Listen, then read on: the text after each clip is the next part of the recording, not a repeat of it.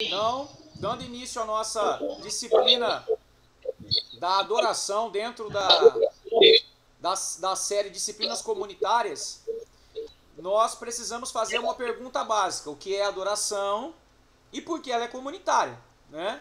A gente está estudando adoração dentro das disciplinas comunitárias. Bom, eu queria primeiramente ler uma conceituação de adoração feita por William Temple. Eu achei essa conceituação muito bacana. Ela tem um caráter poético e ao mesmo tempo didático. Ela vai mostrar o quanto a adoração é, ao mesmo tempo, uma relação e um serviço. As duas vertentes da adoração, uma relação e um serviço. Vamos lá. William Temple. Adorar é vivificar a consciência com a santidade de Deus. Olha que legal. Suprir a mente com a verdade de Deus. Purificar a imaginação com a beleza de Deus. Abrir o coração ao amor de Deus. Consagrar a vontade ao propósito de Deus.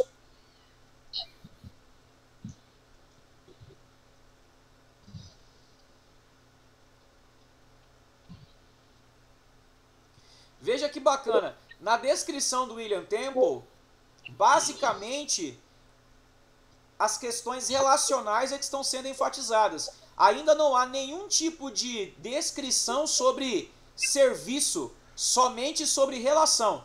Porque ele fala sobre vivificar consciência, suprir mente, purificar imaginação, abrir coração e consagrar vontade. Tudo isso está falando do resultado de Deus em mim. Por quê? Agora, de forma objetiva, eu vou conceituar a adoração e a gente vai começar a compreender melhor. Adorar, pessoal, é experimentar a realidade de Deus.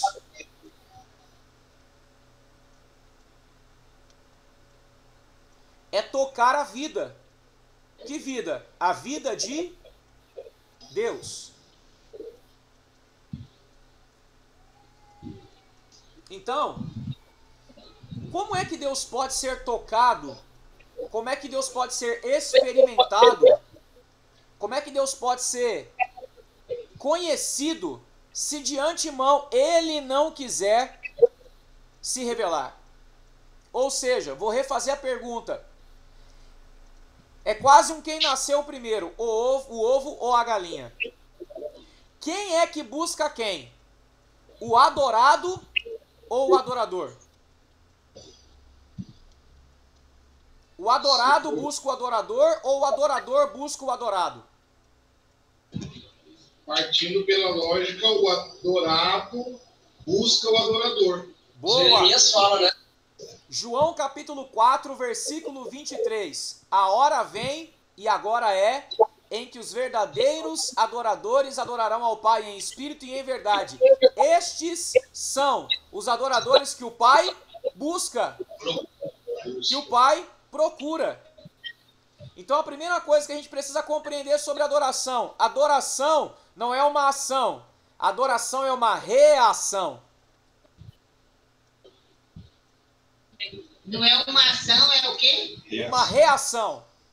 Por quê? Porque a adoração é a resposta que eu dou a um Deus que se revela. Cara, adorar é uma resposta, não é uma ação. Porque veja bem, tio Éder, olha que violento. Resposta. Eu vou a um lugar bonito, a um lugar encantador. Quando eu chego nesse lugar, os olhos esbugalharem, as reações de uau, são um resultado àquilo que o lugar gerou em mim. Você entende isso? Uhum. Deus não pode ser elogiado, engrandecido, exaltado e honrado se primeiro ele não se revelar. Nós só adoramos o que vemos. Nós só adoramos o que foi revelado. Nós só adoramos alguém que quis se tornar conhecido. Então adoração não é uma ação. Adoração é uma reação. Por isso adoração tem a ver com contemplação. Um conceito que a Kivia apresentou. Por quê? Porque o que é contemplar? É Deus se revelando e eu dizendo: uau! Uau! Uau! Entendi. Então a adoração é uma reação.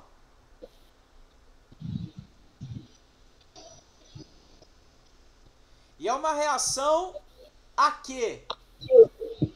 A manifestação gloriosa de Deus. Então um adorador é alguém que irrompe na Shekinah de Deus. O que seria isso? O cara explode no meio da glória. Porque o conceito de Shekinah no hebraico tem a ver com a manifestação gloriosa de Deus no Antigo Testamento. Então Deus vinha, Deus se manifestava de forma escandalosa, gloriosa, e a congregação irrompia, explodia em resposta àquilo que Deus revelava.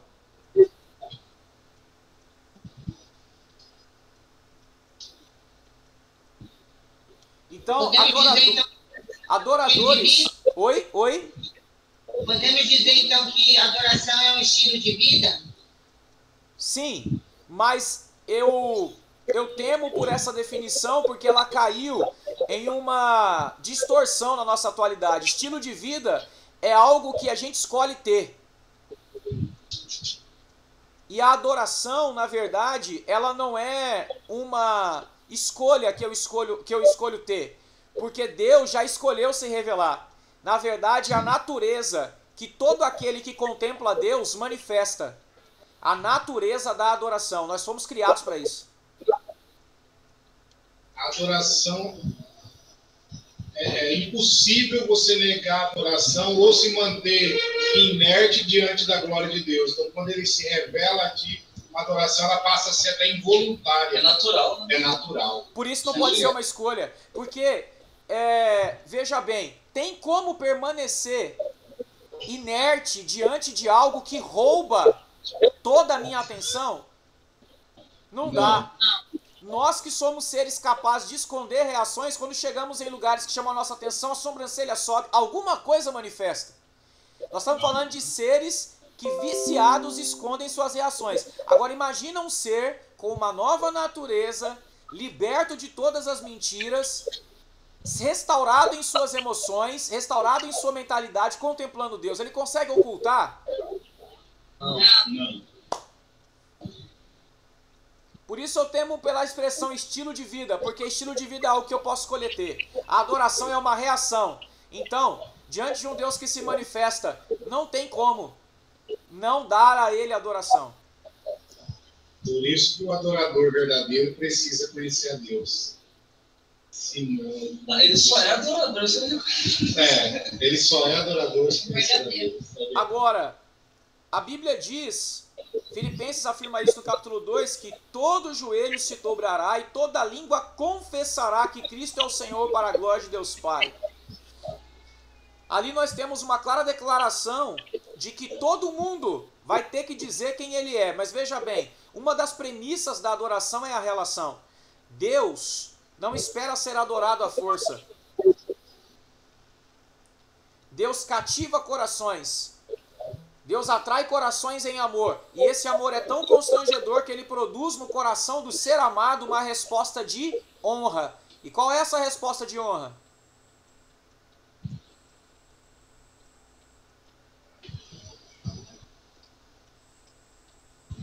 Qual é essa resposta de honra que o ser amado dá a Deus? Contemplação da sua glória. Contemplação é o que eu estou vendo. Qual é a resposta que eu dou a alguém que me amou? Uma frase, eu não tenho. Me posiciono. Não. Alguém te amou. Qual é a resposta que você dá? Simples, pessoal. Ama ela também. Ama também. Você responde. Então veja bem.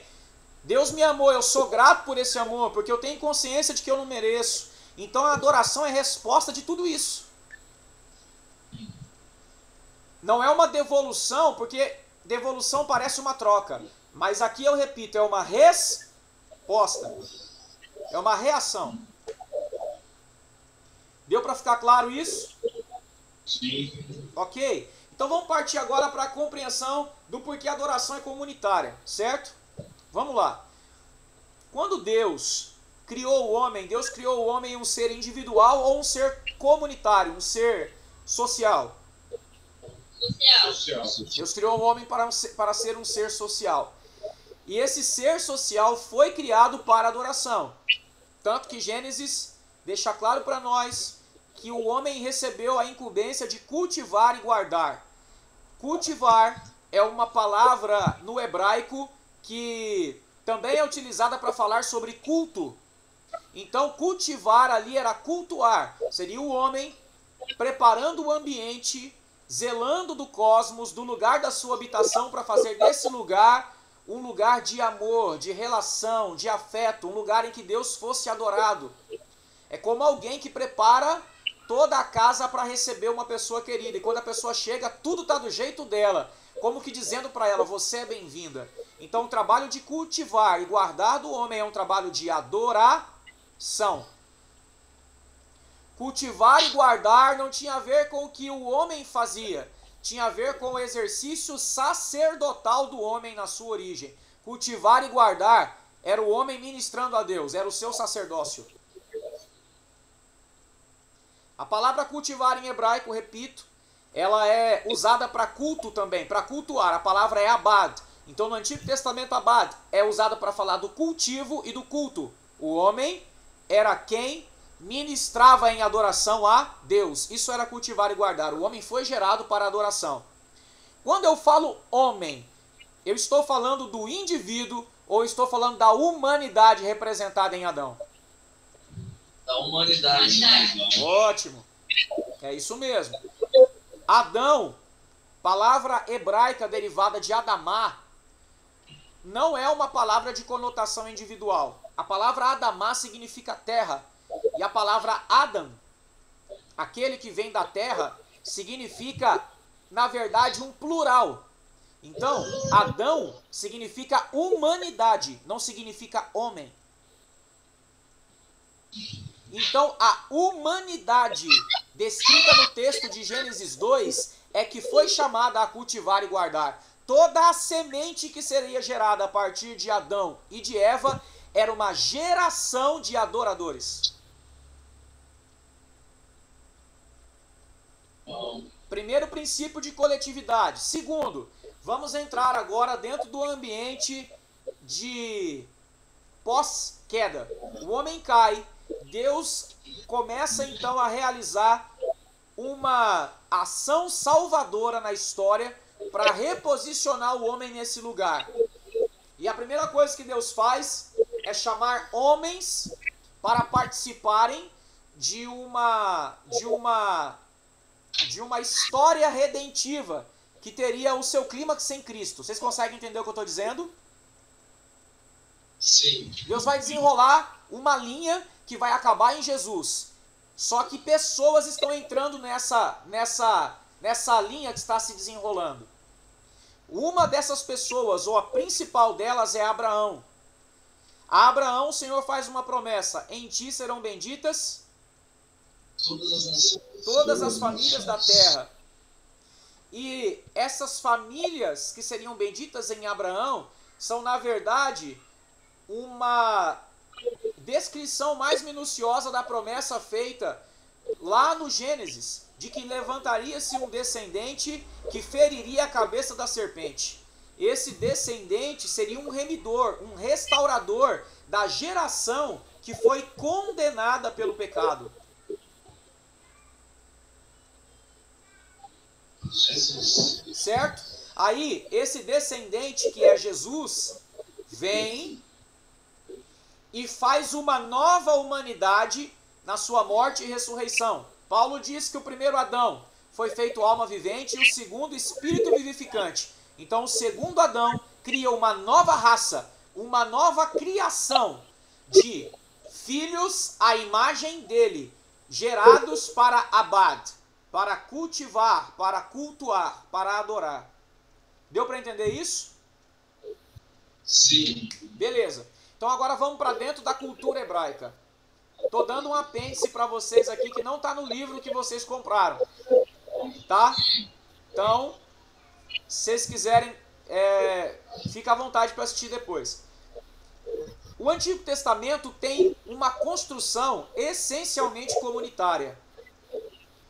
A aliança, as leis, tudo é para formar nos filhos de Abraão uma mentalidade de povo, não uma mentalidade de indivíduos.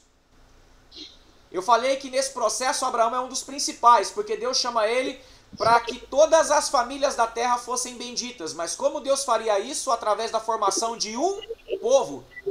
Deus promete fazer de Abraão uma grande nação. Deus forma de Abraão uma etnia, a etnia dos israelitas. E essa etnia, esse povo, tem todo o seu traço cultural formado a partir do culto a Deus. Porque veja bem, vai se formando ali os filhos, os clãs, Deus se revelando a Abraão, a Isaac, Jacó, e aí no meio de tudo isso acontece um cisma. Qual é o cisma? O povo é assolado por uma grande fome, Deus, pelo seu propósito, envia na frente José. José, lá no Egito, é usado por Deus para armazenar grãos no tempo da seca. E aí o que acontece você já sabe. Os hebreus, no caso representados ali pelos filhos de Israel, mais ou menos umas 70 e poucas pessoas, passando necessidade na sua terra, migram para o Egito em busca de grão. Chegam lá e encontram José. José se revela para eles, eles vão morar no Egito e depois eles se multiplicam grandiosamente na terra de Gósen, que era a região pastoral do Egito. Lá eles ficam e lá eles se acomodam durante a vida de José como moradores. Estrangeiros, mas bem recebidos, porque o faraó do tempo de José, por causa de quem José era, reconhece que aquele povo era bendito nas terras, era bem-vindo, desculpa, nas terras do Egito. Tô falando muito rápido ou vocês estão pegando? Tô pegando. Ótimo. Tá. A Bíblia diz que depois que José morre, vem outro faraó que não se lembrara de José. Nós estamos falando aí de gerações posteriores. E aí o que acontece depois, pessoal? No Egito com os hebreus. Eles escravizam o povo judeu. Eles são feitos escravos. Por quantos anos? 430. 430, né? Então, nós temos aí, durante 430 anos, um período de escravidão. Essa escravidão, vamos pensar, ela não durou uma geração, ela durou várias gerações. Então, a primeira geração que havia vivido a liberdade, o apogeu de estar desfrutando dos benefícios do Egito como cidadãos de honra, de uma hora para outra se transformou em escrava. A outra geração já nasceu escrava. A outra já nasceu escrava. A outra já nasceu escrava. 400 anos nós estamos falando, gente, de tataraneto.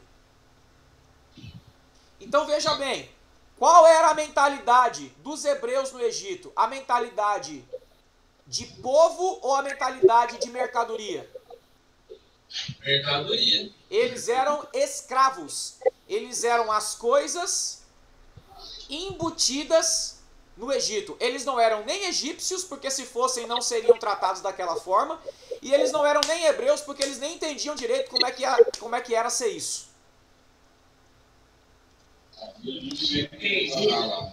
Mais perdido que isso em bingo, né? Você consegue entrar comigo nesse contexto histórico? Sim. Então, Deus levanta um libertador chamado Moisés. Estou resumindo a história. Esse cara junta uma multidão sem identidade. Essas pessoas veem Deus agir miraculosamente no Egito através das pragas. E depois esse povo passa, segundo o livro de Números, 40 anos no deserto, se rebelando contra Deus, se levantando contra ele, ouvindo leis, sendo chamado para adoração e por aí vai. Bom, morre essa geração. A geração que nasce depois nasce em um contexto de teocracia. Leis que regiam as relações, que convidavam o povo para adoração e que faziam aqueles indivíduos pensarem juntos.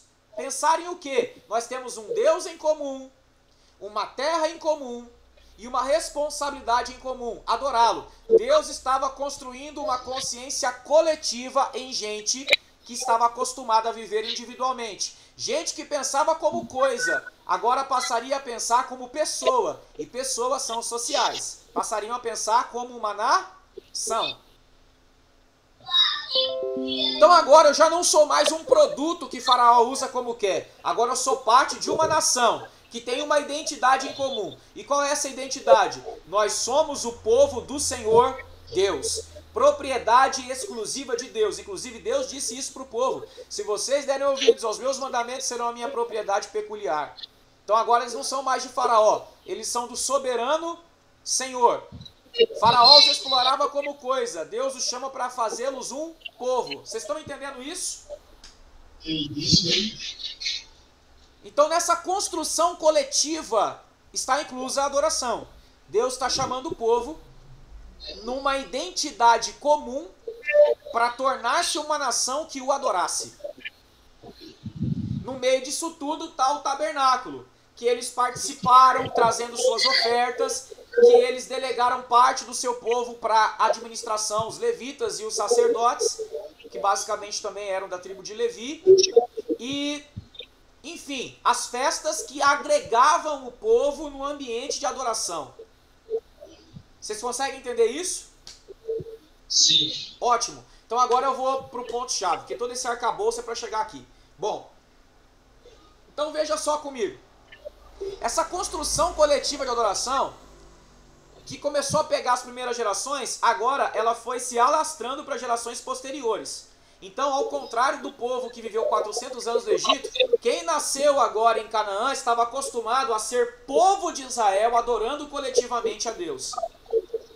Lá na frente, com Davi, eles experimentam um avivamento, porque Davi, um loucaço, implanta o tabernáculo, uma tenda móvel, para adorar a Deus o tempo todo. Adoração contínua, noite e dia. E essa adoração contínua, noite e dia, que já era estimulada desde o tempo de Moisés, com a instituição do tabernáculo e dos ritos da liturgia de culto, agora estava em franca atividade. E, nesse ambiente de adoração, surgem as orações e canções. Basicamente, as duas eram as mesmas coisas, de louvor a Deus. Quais eram essas orações cantadas, pessoal, que estão registradas na Bíblia? Salmos. Os Salmos. Boa! Os Salmos são uma demonstração de que a adoração é coletiva. Por quê? Porque mesmo que sejam expressões de pessoas, eles eram entoados coletivamente. Por exemplo, eu não sei se você já percebeu na sua Bíblia a expressão Selá. Já percebeu? Sim. Você sabe o que significa Selá?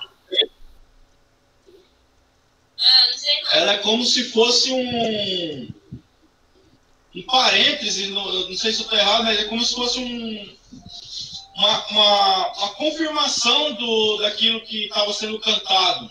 Uma pausa, digamos assim. Então, o Selá era um tipo de pausa, mas veja bem, não se sabe o significado da palavra.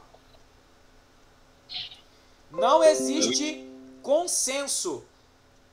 Não existe, na verdade, não é nem consenso. Não existe prova suficiente para dizer o significado da palavra Selá. Mas a tônica do Selá é isso que você falou, Robson. Era um tipo de pausa. Mas essa pausa, ela tinha uma conotação de coletividade. Por quê? Porque quando o Selá aparecia no cântico, era Deus falando, ou melhor, era Deus não, desculpa, era o cântico dizendo, é uma hora importante e uma hora de fazermos algo juntos. Porque haviam vários tipos de cântico. Cântico de romagem, que o povo cantava em direção ao santuário, em direção à tenda. Cânticos messiânicos, enfim, vários tipos de cântico. Mas quando um Selá aparecia, era tipo assim, era um, prestem atenção, isso aqui é importante. Entenderam? Uma advertência, né? Isso, mas era uma advertência para as pessoas juntas entoarem algo. Vocês estão compreendendo? Sim. Então, Selá era uma expressão de ajuntamento para que aquele ajuntamento fizesse algo em conjunto. Primeira evidência nos salmos da coletividade da adoração. Segunda evidência, a expressão mestre. Você já notou aí, na introdução, ou melhor, na introdução não, lá no título dos salmos, ao mestre de canto? Sim. Isso aparece em mais de 50 salmos. O mestre mor. E essa expressão não é a sociedade bíblica que inventou. Essa expressão está desde os originais. A expressão utilizada em hebraico para mestre é uma expressão, pessoal, que era utilizada tanto para falar do coordenador da construção do templo, aquele cara que ia lá vistoriar a obra e ver as coisas acontecendo, tipo diretor da construção, como para falar do dirigente das orações coletivas. O mestre era um tipo de coordenador, de dirigente, de líder. O mestre era alguém que conduzia, seja a construção do templo ou sua reforma, seja a adoração coletiva.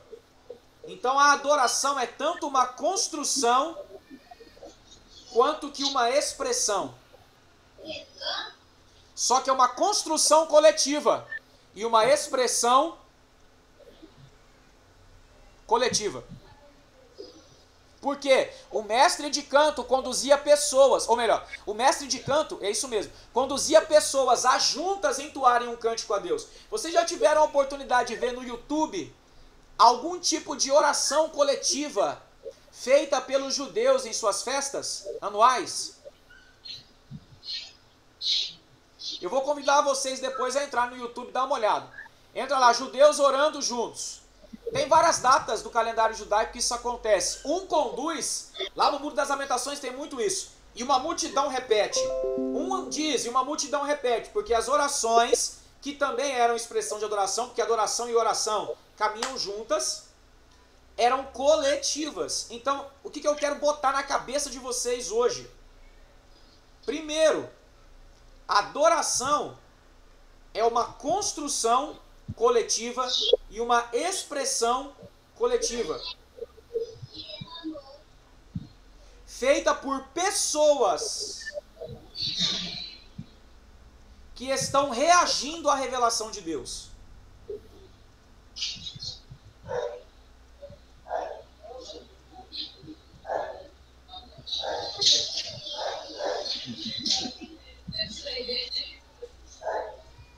Vou parar por aqui. Gastei meia hora só para conceituar a adoração. Semana que vem nós vamos falar sobre o que não é adoração, sobre os equívocos da adoração e por aí vai. Mas eu quero aqui fazer uma pergunta para o fechamento. A revelação, né? Nós entendemos o caráter relacional da adoração, o caráter reativo da adoração, o quanto isso faz parte da nossa intimidade com o Eterno e da vocação que nós temos como povo do Senhor para conhecê-lo e reagir ao que ele revela para nós. Ótimo. Então eu pergunto para vocês, o que uma pessoa precisa para reagir a uma revelação de Deus? De um violão? Não. De um microfone? Também não. De uma caixa de som? Não. Então por que a gente faz tanta questão disso para poder começar um culto? Só você conhecer Jesus, né? É porque nós somos muito escravos da liturgia. Isso se chama religiosidade. A liturgia deveria servir à adoração e não engessá-la. Por exemplo, eu dei para vocês o exemplo da expressão mestre. Uma pessoa conduzia a coletividade e a adoração. Aquilo era um jeito, era uma liturgia, era uma forma que didaticamente dizia para o povo, não é para vocês viverem Deus sozinhos, é para vocês viverem Deus juntos. Agora, a liturgia pode escravizar. Por quê? Porque tem gente que acha que só tem que cantar para Deus quando está na igreja. Aí para elas adoração é o que elas fazem em um lugar. Não é a revelação. Não é a reação. Não é a relação.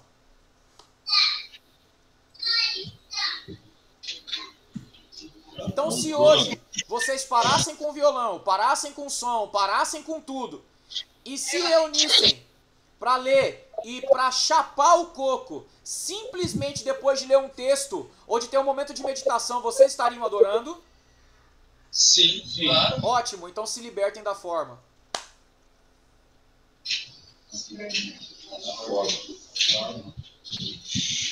Não há uma forma. Porque senão vira uma liturgia. As formas devem ser uma ferramenta para conduzir pessoas à adoração. As formas não devem ser um engessamento para impedir pessoas de adorar. É assim, eu só vou iniciar a adoração se eu iniciar com música. Certo, galera? Certo. Maravilha, vou pausar o vídeo e deixar vocês fazerem perguntas. As outras cidades, se quiserem mandar perguntas no meu WhatsApp, fiquem à vontade. Eu demoro um pouquinho para responder, mas eu respondo.